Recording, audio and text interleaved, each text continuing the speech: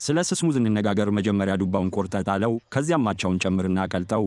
ከዚያም እንጆሪዎቹን ቆራርጠው እርጎውን ጨምረው የእንጆሪ ሽሮፕ ጨምረው ቀላቅለው ቀዝቅዘው ማቻውን ነክሰው ጣፋጭ ነገር ይደሰቱበት።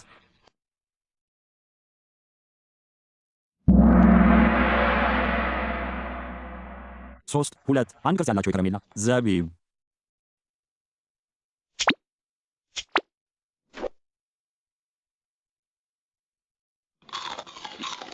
የዛሬዎቹ የከረሜላ ዘቢቦች ለመስራት በጣም ቀላል ናቸውና 5 ደቂቃዎችን ብቻ ይወስዳሉ።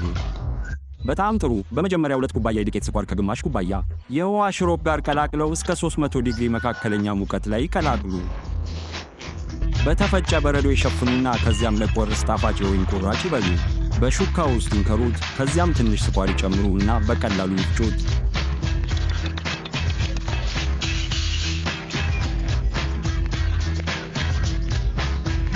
አልተሳካም። በመጀመሪያ 2 ኩባያ የዱቄት ስኳር፣ ግማሽ ኩባያ ውሃና ግማሽ ኩባያ የበቆሎ ሽሮፕ።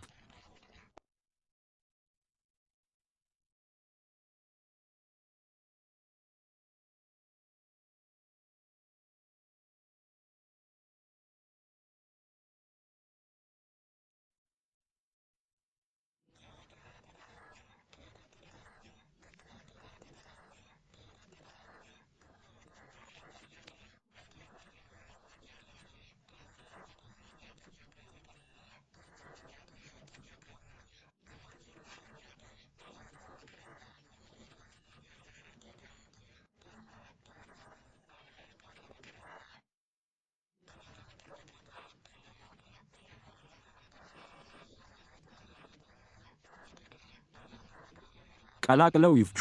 ከዚያም ይበሉ፣ ይደሰቱና በደስታ ይፍጩ።